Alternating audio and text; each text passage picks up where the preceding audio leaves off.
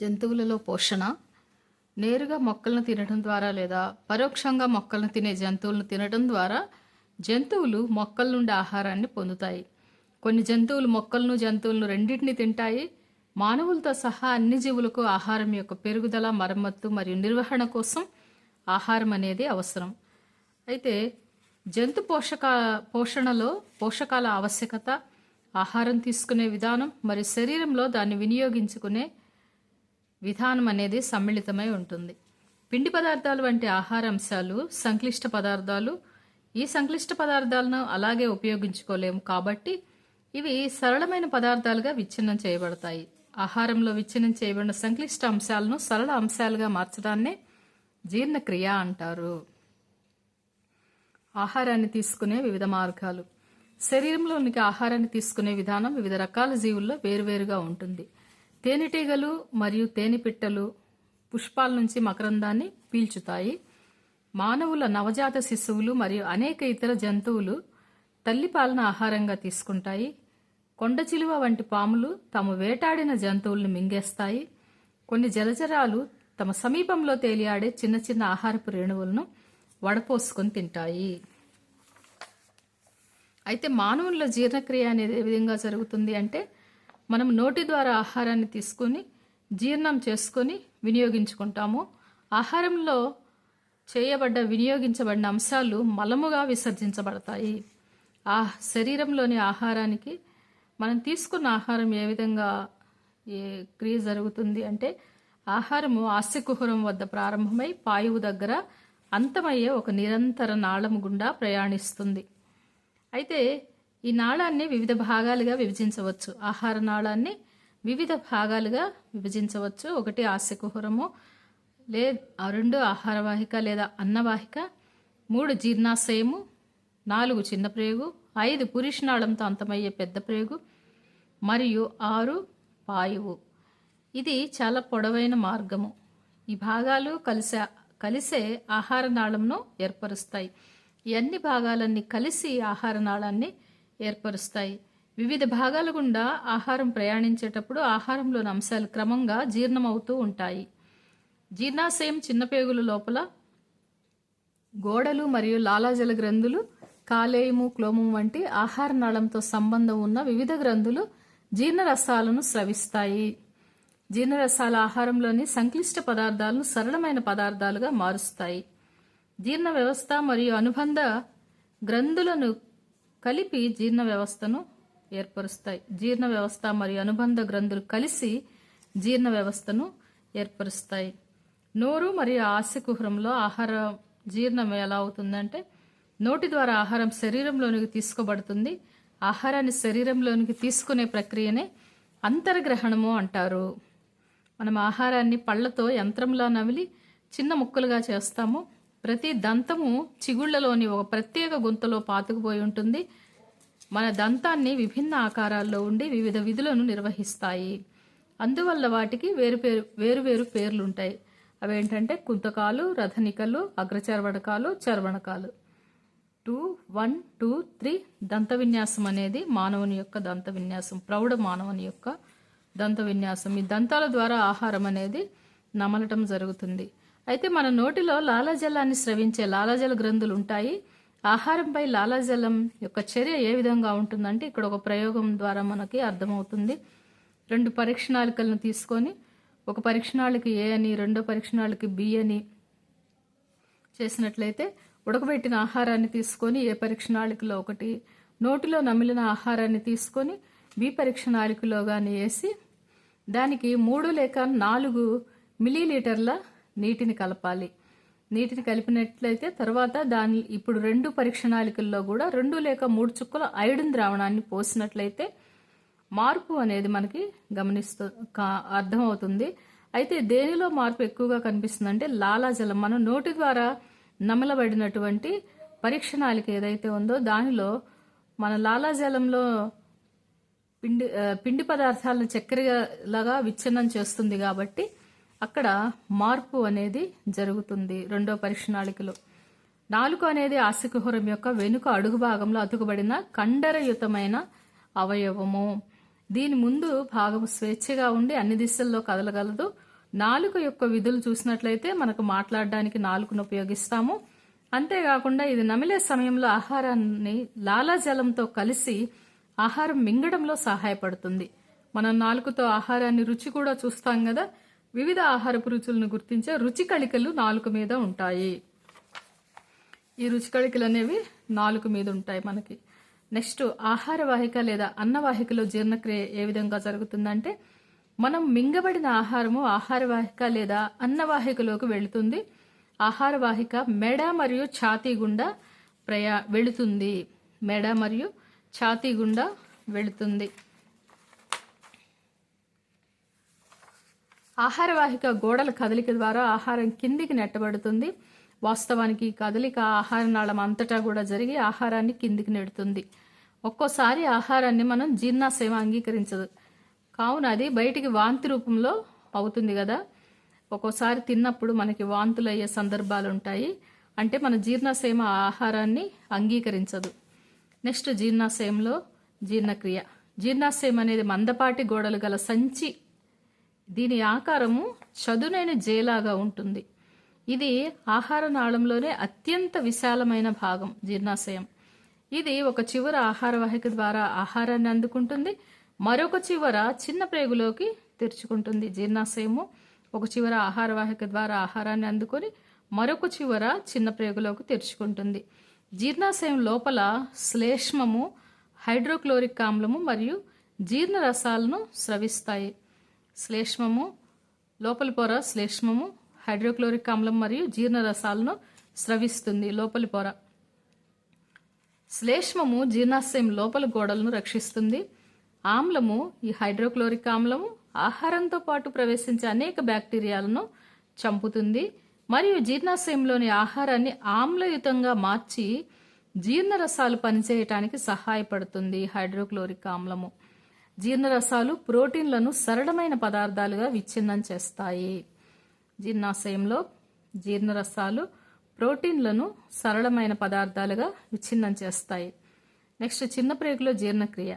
చిన్న ప్రేగు అనేది మెలిదిరిగి ఉండి 7.5 మీటర్ల పొడవు ఉంటుంది. ఈ కాలేయము మరియు క్లోమం నుంచి స్రావాలను పొందుతుంది. అంతేగాక దాని గోడలు కూడా జీర్ణరసాలను స్రవిస్తాయి. చిన్న ప్రేగు గోడలు జీర్ణరసాలను స్రవిస్తాయి. కాలేయము ఉదర ఎగువ భాగంలో కుడివైపున ఉండే ఎర్రటి గోధుమ వర్ణం గల గ్రంథి. ఉదరం యొక్క ఎగువ భాగంలో కుడివైపున ఉండే ఎర్రటి గోధుమ వర్ణం గల గ్రంథి కాలేయము. ఇది శరీరంలో అతి పెద్ద గ్రంథి. ఇది పైత్యరసాన్ని స్రవించి దాన్ని పిత్తాశయం అని పిలువబడే సంచిలో నిల్వ చేస్తుంది. క్రొవ్వులను జీర్ణం చేయటంలో పైత్యరసం ముఖ్య పాత్ర పోషిస్తుంది. నెక్స్ట్, క్లోమం అనేది జీర్ణాశయం కింది భాగంలో ఉండే ఒక విశాలమైన మీగడ వర్ణం గల గ్రంథి. క్లోమరసం అనేది పిండి పదార్థాలను, క్రొవ్వులను మరియు ప్రోటీన్లపై చర్య జరిపి వాటిని సరళమైన రూపాల్లోనికి మారుస్తుంది.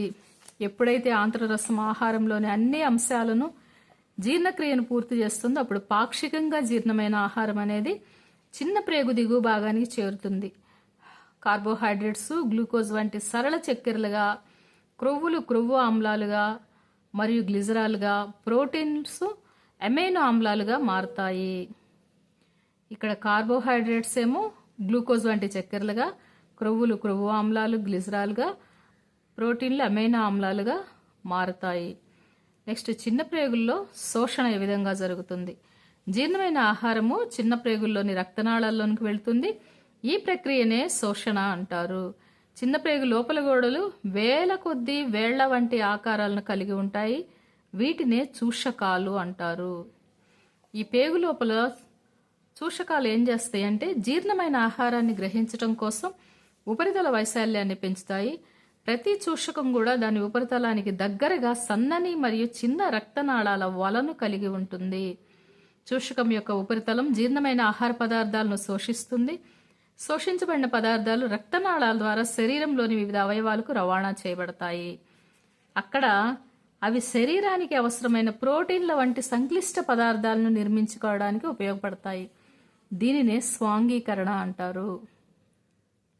ఈ కణాల్లో గ్లూకోజ్ ఆక్సిజన్ సహాయంతో కార్బన్ డైఆక్సైడ్ మరియు నీరుగా విచ్ఛిన్నం చెంది శక్తి అనేది విడుదలవుతుంది. జీర్ణం కాని మరియు శోషించబడని ఆహారం పెద్ద పేగులోనికి ప్రవేశిస్తుంది. తర్వాత పెద్ద ప్రేగులో జీర్ణక్రియ ఉంటుందా అంటే పెద్ద ప్రేగు చిన్న ప్రేగు కంటే వెడల్పుగా మరియు చిన్నదిగా ఉంటుంది. ఇది సుమారు 1.5 మీటర్ల పొడవు ఉంటుంది. జీర్ణం కాని ఆహార పదార్థాల నుంచి నీరు మరియు లవణాలను గ్రహించడం దీని యొక్క ముఖ్య విధి. మిగిలిన వ్యర్థాలు పాక్షిక ఘన రూపంలో మలముగా పురీషనాళంలో చేరుతుంది. మల పదార్థం ఎప్పటికప్పుడు పాయు ద్వారా తొలగించబడుతుంది. దీన్నే విసర్జన అంటారు. ఇది మానవుని యొక్క జీర్ణాశయం జీర్ణ వ్యవస్థలోని వివిధ విధులు. నెక్స్ట్, గడ్డి తినే జంతువుల్లో జీర్ణక్రియ ఏ విధంగా జరుగుతుంది? ఆవులు, గేదెలు మరియు గడ్డి తినే జంతువులు తిన్న తర్వాత నిరంతరం కూడా నములుతూ మనం గమనిస్తాము. అయితే వాస్తవానికి అవి త్వరగా గడ్డిని కొరికి మింగేసి పొట్టలోనికి ప్రథమ ఆమాశయ భాగంలో ఆహారాన్ని నిల్వ చేసుకుంటాయి. ఇక్కడ ఆహారం పాక్షికంగా జీర్ణమవుతుంది.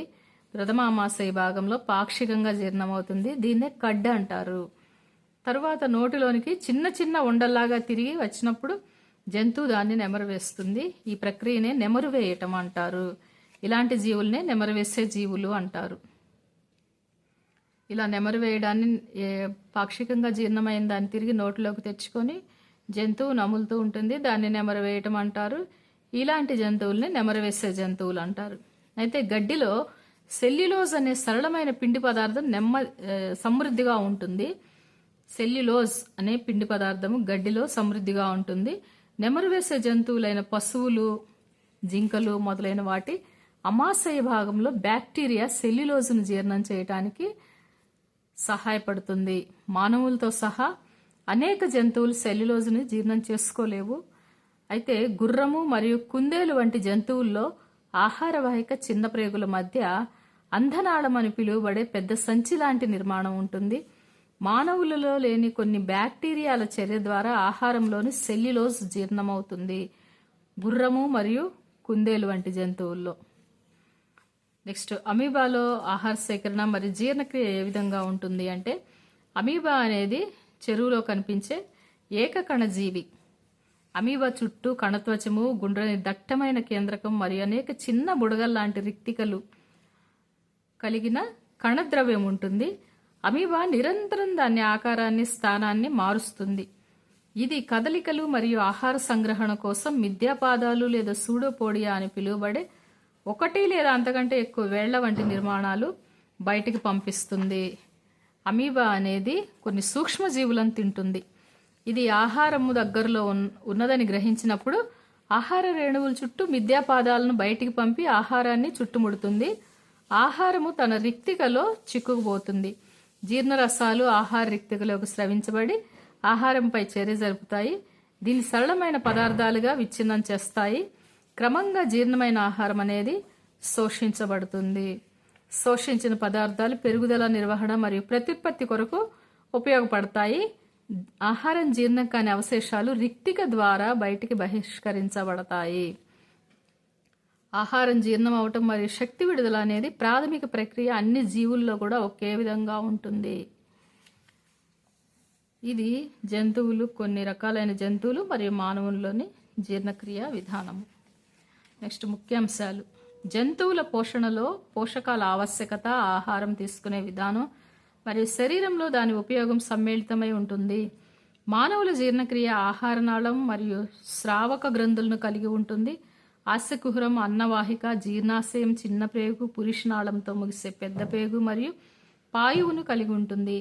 జీర్ణరసాలను స్రవించే ప్రధాన జీర్ణ గ్రంథులు లాలాజల గ్రంథులు, కాలేయము, క్లోమము. జీర్ణాశయ గోడలు, చిన్న ప్రేగు యొక్క గోడలు కూడా జీర్ణరసాలను స్రవిస్తాయి.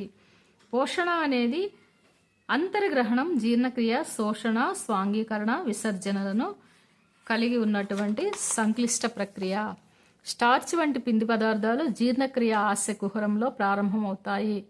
ప్రోటీన్ల జీర్ణక్రియ జీర్ణాశయంలో ప్రారంభమవుతుంది. కాలేయం నుండి స్రవించే పైత్యరసం, క్లోమం నుండి క్లోమరసం మరియు పేగును గోడ నుండి ఆంత్రరసం, చిన్న పేగుల్లో అన్ని ఆహార అంశాల జీర్ణక్రియను పూర్తి చేస్తాయి. జీర్ణమైన ఆహారం చిన్న పేగు నుండి రక్తనాళాల్లోనికి శోషించబడుతుంది. శోషించబడిన పదార్థాలు శరీరంలోని వివిధ భాగాలకు రవాణా చేయబడతాయి. పెద్ద పేగులో జీర్ణం కాని ఆహారం నుండి నీరు మరియు కొన్ని లవణాలు శోషించబడతాయి. జీర్ణం కాని మరియు శోషించబడిన అవశేషాలు పాయు ద్వారా శరీరం నుంచి బయటికి పంపబడతాయి. ఆవులు, గేదెలు మరియు జింకలు వంటి గడ్డి మేసే జంతువులను నెమరువేసే జంతువులు అంటారు. అవి ఆకులతో కూడిన తమ ఆహారాన్ని త్వరగా తీసుకొని మింగి వాటిని ప్రథమ ఆమాశయంలో నిల్వ చేస్తాయి. తరువాత ఆహారం తిరిగి నోట్లోకి వస్తుంది మరియు జంతువు దాన్ని ప్రశాంతంగా నములుతుంది. అమీబా దాని మిథ్యాపాదాలు లేదా సూడోపోడియా సహాయంతో ఆహారాన్ని తీసుకుంటుంది. ఆహార రిక్తికలో ఆహారం జీర్ణం అవుతుంది. నెక్స్ట్ బిట్స్ చూస్తే, మానవుల పోషణలో డాష్ మరియు డాష్ ప్రధాన అంశాలు: అంతర్గ్రహణం, జీర్ణక్రియ, శోషణ, స్వాంగీకరణం, విసర్జన. మానవ శరీరంలో అతిపెద్ద గ్రంథి కాలేయము. జీర్ణాశయం ఆహారంపై పనిచేసే హైడ్రోక్లోరిక్ ఆమ్లము మరియు డాష్ రసాలను విడుదల చేస్తుంది, జీర్ణ రసాలను. చిన్న ప్రేగులో గోడకు ఉన్న వేళ్ల వంటి ఆకారాలను చూషకాలు అంటారు. అమీబా దాని ఆహారాన్ని ఆహార రిక్తికలో జీర్ణం చేస్తుంది. పిండి పదార్థాల జీర్ణక్రియ జీర్ణాశయంలో ప్రారంభమవుతుంది. తప్పు, ఫాల్స్. లాలాజలంతో ఆహారాన్ని కలపటంలో నాలుక సహాయపడుతుంది. ట్రూ. పిత్తాశయము పైత్యరసాన్ని తాత్కాలికంగా నిల్వ చేస్తుంది. ట్రూ. నెమరువేసే జంతువులు మింగిన గడ్డిని తిరిగి నోటిలోనికి తెచ్చుకుని కొంతసేపు నములుతాయి. ట్రూ. సరైన సమాధానం రైట్తో గుర్తించండి. క్రొవ్వులు పూర్తిగా ఇక్కడ జీర్ణమవుతాయి. చిన్న ప్రేగు. జీర్ణం కాని ఆహారం నుండి నీరు ప్రధానంగా ఇందులో శోషించబడుతుంది. పెద్ద పేగు. Next matchings. కార్బోహైడ్రేట్స్ చక్కెరలు, జీర్ణ ఉత్పన్నాలు చక్కెరలు. ప్రోటీన్లు జీర్ణ ఉత్పన్నాలు, అమైనో ఆమ్లాలు. క్రొవ్వుల జీర్ణ ఉత్పన్నాలు, జీర్ణక్రియా ఉత్పన్నాలు, క్రొవ్వు ఆమ్లాలు మరియు గ్లిజరాల్. జీర్ణ వ్యవస్థలోని ఏ భాగంలో ఈ ప్రక్రియలో పాల్గొంటాయి? ఆహారాన్ని శోషించటము, చిన్న ప్రేగు గోడలు, చూషకాలు. ఆహారాన్ని నమలటము, పంటి ద్వారా మనం ఆహారాన్ని నములుతాం. బ్యాక్టీరియాలను చంపటము హైడ్రోక్లోరిక్ ఆమ్లం చేస్తుంది. ఆహారం పూర్తిగా జీర్ణం చేయటము జీర్ణాశయము. మలం ఏర్పడటము పెద్ద పేగులో పురీషనాళంలో ఏర్పడుతుంది. నెక్స్ట్ ఇక్కడ సరిపోయే అంశాల విభాగం. లాలాజల గ్రంథులు లాలాజలాన్ని స్రవిస్తాయి. జీర్ణాశయము జీర్ణక్రియ పూర్తయ్యేది. కాలేయము పైత్యరసాన్ని స్రవిస్తుంది. పురీషనాళం జీర్ణం కాని ఆహారాన్ని నిల్వ చేస్తుంది. చిన్న ప్రేగు జీర్ణక్రియ పూర్తయ్యేది. పెద్ద ప్రేగు నీటి శోషణము మరియు మలము విడుదల. నీటి శోషణం. పెద్ద ప్రేగు నీటి శోషణం.